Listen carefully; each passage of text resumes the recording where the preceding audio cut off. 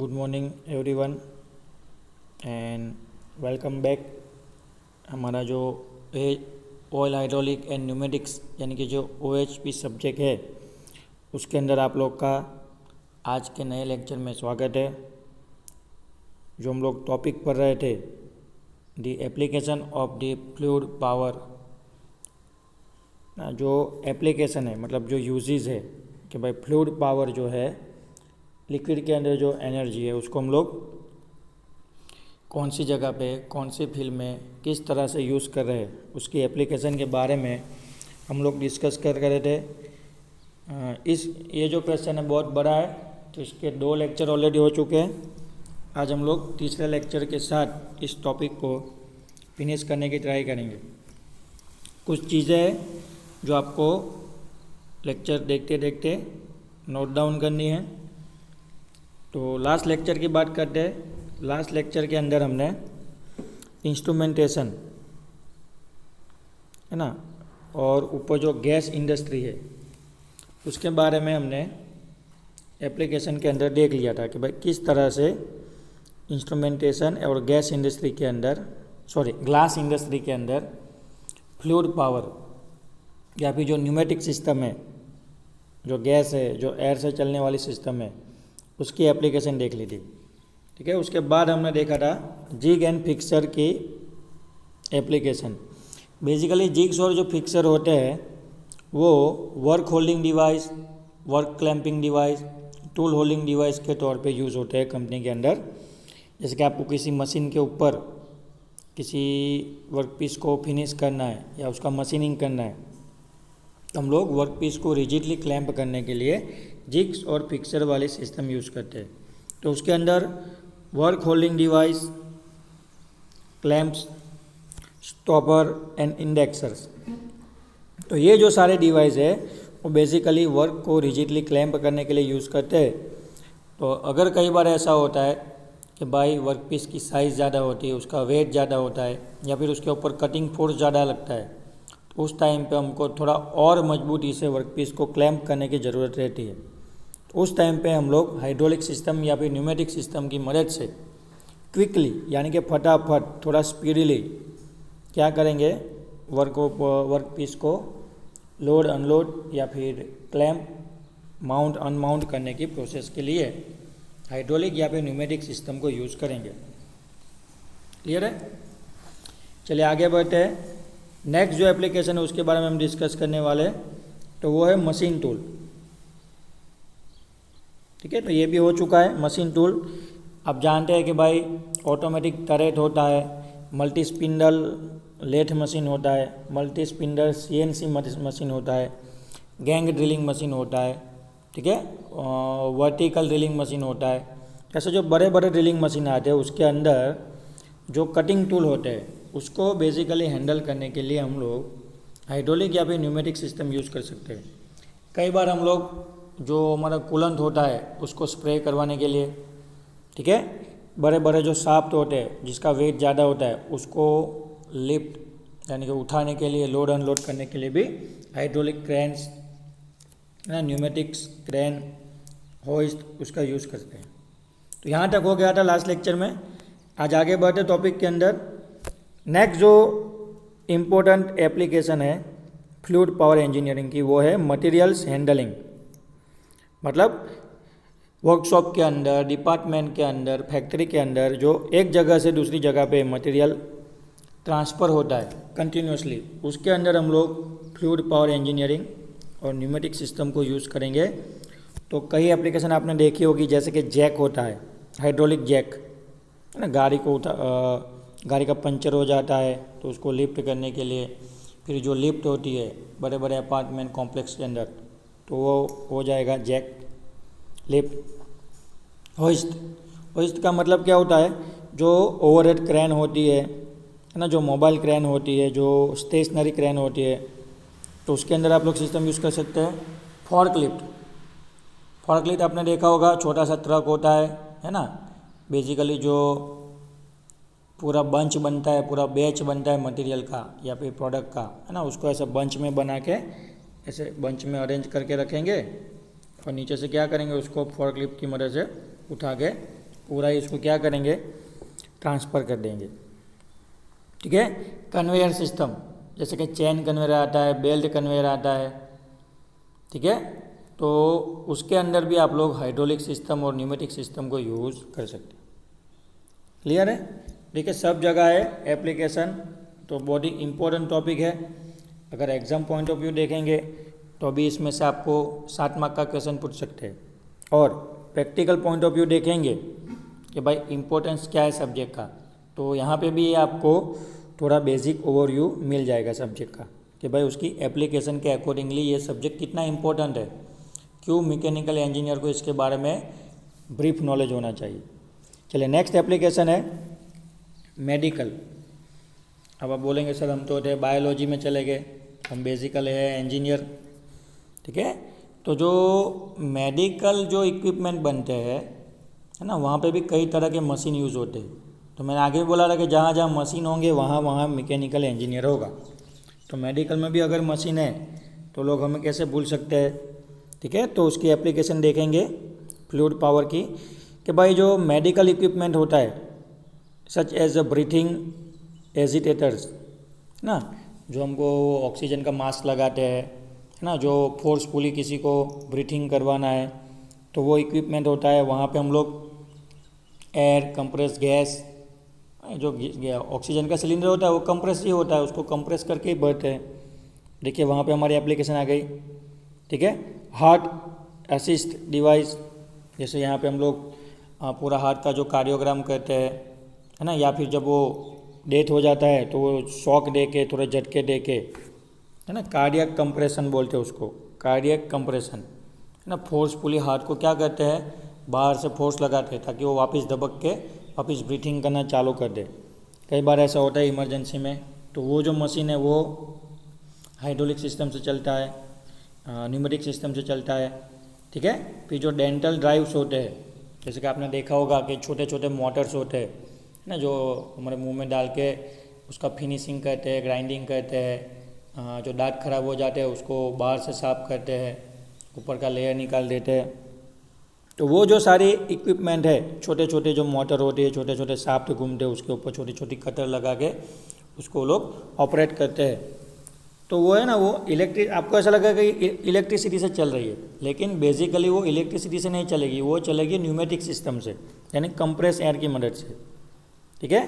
दूसरा होता है ह्यूमन पेशेंट सिमुलेटर्स, जैसे कि आपने देखा होगा कि स्ट्रेचर होता है ना, किसी का पूरा शरीर टूट फूट के पड़ा है हॉस्पिटल में, तो उससे खुद से खड़ा नहीं हो जाएगा, तो क्या करेंगे वहाँ पे ह्यूमन पेशेंट सिमुलेटर्स लगेंगे है ना। कुछ वो व्हील चेयर आते हैं, कुछ बेड आते हैं, जिसको आपको सिर्फ क्या करना है, बटन दबाना है, तो हाइड्रोलिक सिस्टम से बेड पूरा क्या हो जाएगा, तो कि भाई ऐसा बेड होगा तो यहाँ से वो क्या हो जाएगा, ऐसे इंक्लाइन हो जाएगा। ऐसे आप यहाँ से भी इसको इंक्लाइन कर सकते हैं। तो पेशेंट को अगर बैठने में, खड़े होने में तकलीफ होती है तो ऐसे सिमुलेटर्स जो होते हैं, जो हाइड्रोलिक सिस्टम से ऑपरेट होते हैं, वो आपको वहाँ पे बहुत ही बेनिफिट होंगे। बाकी आपको 3 से 4 आदमी लगेंगे पेशेंट को उठाने में। ठीक है। और इतना इमरजेंसी टाइम होता है, इतना क्विक रिस्पॉन्स करना होता है पेशेंट को, कि अगर आपने 3-4 आदमी ने उठाने में गलती कर दी और उसमें अगर टाइम लग गया तो और ज़्यादा मेजर इंजरीज हो सकती है, या फिर पेशेंट की डेथ भी हो सकती है। तो उस टाइम पे आपको ये जो हाइड्रोलिक सिस्टम है, न्यूमेटिक सिस्टम है ना, क्विक क्या करते हैं, एकदम फटाफट काम करते हैं, आपको सिर्फ बटन प्रेस करना है। क्लियर है। तो आई होप समझ गए होंगे कि क्या एप्लीकेशन है और क्या इम्पोर्टेंस है।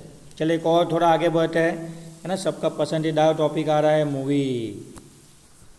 मूवी के अंदर भी आपने देखे होंगे कि भाई अभी तो VFX का ज़माना है, बहुत सारी इफ़ेक्ट्स है ना, स्पेशल इफ़ेक्ट, स्पेशल इक्विपमेंट के थ्रू दिया जाता है। जैसे कि आपने बाहुबली में देखा होगा कि बड़ा सा वो जो सांड आता है वो लड़ता है बल्ला ले उसे। ठीक है।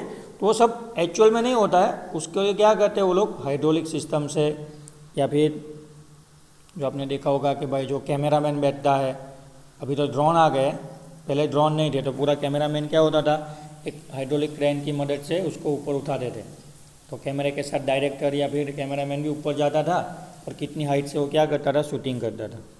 ठीक है। तो वो जो सारी इफ़ेक्ट है ना, जो इक्विपमेंट है, जो बेसिकली स्टंट के लिए यूज़ किए जाते हैं स्टंट के लिए बड़ी बड़ी गाड़ियों को उछालना है ना, उसका एक्सीडेंट करवाना है, हीरो की एंट्री लगानी है, ठीक है। तो जो स्पेशल इफेक्ट इक्विपमेंट है जिसके अंदर हम लोग फ्लूइड पावर इंजीनियरिंग को यूज़ करते हैं, ठीक है। कुछ यहाँ पे एग्जांपल दिए गए कि भाई कौन से मूवी में ऐसे इक्विपमेंट यूज़ किए गए हैं। तो जुरासिक पार्क है, जोस है, एनाकोंडा है, टाइटैनिक है। तो ये सारी जो इफेक्ट है जिस मूवी के अंदर जो सारी इफेक्ट दी गई है, आपको क्या लगता है इतना बड़ा समुंदर में जाके उन लोगों ने शूटिंग किया होगा? नहीं।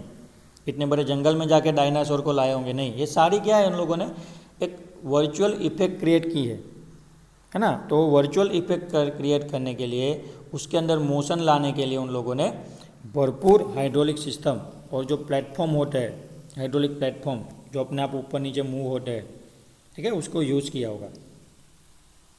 क्लियर है? ओके। देखिए सब जगह अपनी एप्लीकेशन है, बहुत ही अप ग्रोविंग इंडस्ट्री है। अगर आप इस फील्ड में अपना कैरियर बनाना चाहते हैं, हाइड्रोलिक फ्लूइड वाली इंडस्ट्री में ना, कंप्रेसर है, न्यूमेटिक सिस्टम है, न्यूमेटिक सिस्टम से चलने वाले इक्विपमेंट है, टूल है, मशीन है, अगर आप उसके अंदर अपना कैरियर बनाना चाहते हैं तो अभी आपका फ्यूचर ब्राइट है। ऐसा नहीं कि भाई मैकेनिकल है तो आपको मशीन से ही लड़ना है। क्लियर है? चलिए आगे बढ़ते हैं, नेक्स्ट एप्लीकेशन उसके बारे में बात करेंगे। तो नेक्स्ट जो एप्लीकेशन है वो है माइनिंग। अब आपको मालूम होगा कि जहाँ पे माइनिंग होता है, जहाँ पे खदान होती है, जहाँ पे खोद के हम लोग कोयला है ना, आयरन का रॉ मटेरियल या फिर गोल्ड या फिर डायमंड कुछ भी निकाल रहे, तो वहाँ पे बेसिकली इलेक्ट्रिसिटी का जो सप्लाई होता है वो बहुत ही रेयर होता है, ठीक है। तो वहाँ पे अगर आपको ड्रिलिंग करना है, बड़े बड़े पत्थरों को तोड़ना है, ठीक है, तो वहाँ पे कंप्रेस एयर से चलने वाली न्यूमेरिकल ड्रिलिंग मशीन, कौन सा ड्रिलिंग मशीन यूज़ होता है? न्यूमेरिक ड्रिलिंग मशीन यूज़ होता है ना, जो अपने ड्रिलिंग मशीन जैसा ही होता है, कंक्रीट तोड़ने वाले मशीन जैसा ही होता है, जैसा हम लोग इलेक्ट्रिसिटी से यूज़ करने वाले कंक्रीट तोड़ने वाले मशीन को घर पे यूज़ करते हैं ना, वैसे ही वही मशीन। लेकिन वो किससे चलेगा? उसको इनपुट एनर्जी कहाँ से मिलेगी? तो कि जो भाई कंप्रेस एयर होती है ना, उसकी मदद से वो चलते हैं। बिल्कुल उसी तरह कभी बारिश का सीज़न है तो जहाँ पे माइनिंग चल रही होगा, जहाँ पे माइन होगी वहाँ पे पानी भर जाता है, तो कंटिन्यूसली पानी को वहाँ से बाहर निकालने के लिए बड़े बड़े पंप लगा के रखे होते हैं। तो वो पंप भी इलेक्ट्रिसिटी से नहीं चलेंगे, तो वो पंप किससे चलेंगे? तो कंप्रेस एयर की मदद से हम लोग क्या करेंगे, मोटर की मदद से मोटर घुमाएंगे, कंप्रेस एयर की मदद से, न्यूमेटिक मोटर होती है ना, वो घूमेगी और पंप चलेगा और वहाँ से पानी बाहर आएगा, ठीक है। तो वहाँ पे आप यूज़ कर सकते हैं एक्सकेवेशन इक्विपमेंट, एक्सकेवेटिंग इक्विपमेंट, जैसे कि अपना जेसीबी है ना, फिर जो चेन कन्वेयर आता है, ठीक है, ऐसे बहुत सारे इक्विपमेंट है जो माइनिंग के अंदर यूज़ होते हैं। एक्सकेवेशन का मतलब होता है, जैसे हम लोग बोलते हैं गुजराती में या फिर हिंदी में, अर्थ मूविंग इक्विपमेंट। कौन से इक्विपमेंट? अर्थ मूविंग इक्विपमेंट, ठीक है। फिर है और कन्वेयर, जैसे कि बड़े बड़े पत्थर टूट के आए तो उसको एक जगह से दूसरी जगह ले जाना है, तो पूरा एक बेल्ट कन्वेयर चल रहा होगा ऐसा ना, नीचे व्हील लगा के हो गए, वो व्हील क्या करेंगे, घूमेंगे, उसके ऊपर ये बेल्ट क्या करेगा, इस डायरेक्शन में घूमेगा। आपको ऊपर जो भी कंपोनेंट रखने हैं वो रख दो, वो ऐसे आगे मूव होते जाएंगे, ठीक है। तो ये जो और कन्वेयर होता है, ठीक है। फिर लोडर्स होते हैं, जैसे कि वो बकेट होते हैं। लोडर्स का मतलब क्या होता है? बकेट, है ना, जैसे हमने आपको दिखाया था कि भाई कंक्रीट का बकेट होता है ऐसा, ऊपर से ऐसा खुला होगा और यहाँ पे रास्ता होगा, ठीक है। तो इसके अंदर कंक्रीट भर दो, उसको क्रेन की मदद से ले जाओ, जहाँ ले जाना वहाँ कॉन्सेंट्रेट करवाओ, फिर यहाँ से रास्ते को खोल दो, गेट को ओपन कर दो, सारा कंक्रीट उस जगह पे आप कॉन्सेंट्रेट करके फिलअप कर सकते हैं। तो ऐसे जो मेजर इक्विपमेंट है, ऐसे जो हैवी वेट या फिर हैवी मटेरियल कंडक्ट करने वाले जो कंपोनेंट है, इक्विपमेंट है, उसको लिफ्ट करने के लिए आपको माइनिंग इंडस्ट्री के अंदर भी हाइड्रोलिक सिस्टम बहुत ही एप्लीकेबल होगा। क्लियर है? चलिए नेक्स्ट आगे बढ़ते हैं। नेक्स्ट जो हम देखने वाले हैं वो है न्यूज़पेपर एंड पीरियोडिकल्स। चलिए क्या मतलब है न्यूज़पेपर का? तो न्यूज़पेपर तो हर रोज़ आते हैं। हर रोज़ उतना पेपर यूज़ होता है, हर रोज़ पेपर कटिंग होता है, उसका कंप्रेशन होता है, उसके ऊपर प्रोसेस होती है। बिल्कुल उसी तरह पीरियोडिकल्स, यानी आपके घर पे 15 दिन के बाद एक मैगज़ीन आता होगा, हर हफ्ते एक मैगज़ीन आता होगा, 3-3 महीने या फिर ईयरली 6 महीने, ऐसे कुछ पीरियोडिक टाइम के इंटरवल के बाद आपके घर जो मैगज़ीन आती है ना, तो जो मैगज़ीन का जो पेपर प्रिपेयर होता है, ठीक है, तो पेपर को प्रिपेयर करना, उसका एज कटिंग करना यानी ट्रिमिंग करना, एक एक कागज़ तो को काटेंगे नहीं ना वो लोग, न्यूज़पेपर का एक एक कागज़ काटेंगे नहीं, उसका पूरा बंच बनाएंगे और जितना बंच का थिकनेस बढ़ेगा उतना उसको कटिंग करने में प्रॉब्लम होगा। तो उसको हैवी प्रेशर के साथ कटर को अप्लाई करके पूरे पेपर के बंच को अगर कट करना होगा तो वहाँ पे कटिंग फोर्स डेवलप करने के लिए आपके पास कंपलसरी हाइड्रोलिक सिस्टम होना ही चाहिए, ठीक है, तभी वो कट हो पाएगा इतना पेपर का बंच, ठीक है। फिर स्टेपलिंग, ठीक है, जैसे आपके पास रेफरेंस बुक आती है तो आपने देखी होगी कि रेफरेंस बुक की थिकनेस आप देखोगे तो तकरीबन 10 सेंटीमीटर, 15 सेंटीमीटर, 20 सेंटीमीटर यानी 100, 200, 150 जितनी उसकी थिकनेस होती है। तो उसके अंदर स्टेपलर लगाना है, तो स्टेपलर की पिन तो चली जाएगी, लेकिन कब जाएंगी, जब आप स्टेपलर की पिन को उतने फोर्स के साथ 15 सेंटीमीटर वाली थिकनेस के पेपर के अंदर एंटर करवा पाएंगे। तो एंटर करवाने के लिए, उतने छेद बनाने के लिए आपको हाइड्रोलिक सिस्टम से बहुत सारा फोर्स लगाना पड़ेगा।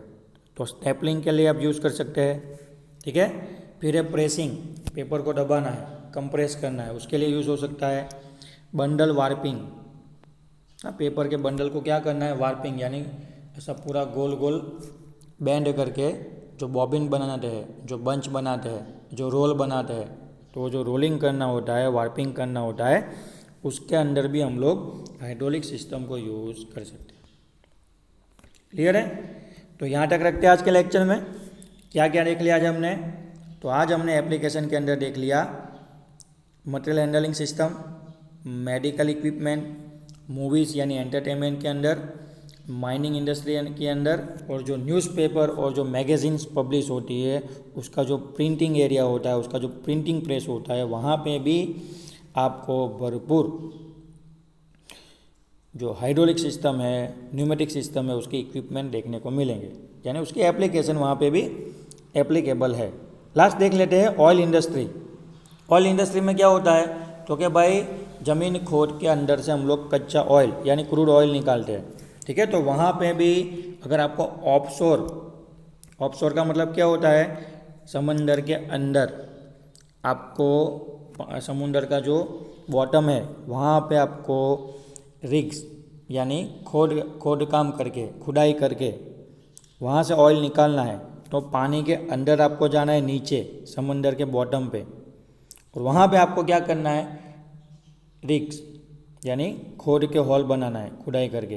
तो वहाँ पे भी आपको न्यूमेटिक सिस्टम से चलने वाले जो रिगर्स होते हैं, है ना, जो रिग्स की मशीनरियाँ होती है खुदाई की, तो उसके अंदर भी आपको ऑयल हाइड्रोलिक्स की एप्लीकेशन यानी कि उससे चलने वाली इक्विपमेंट देखने को मिलेंगे।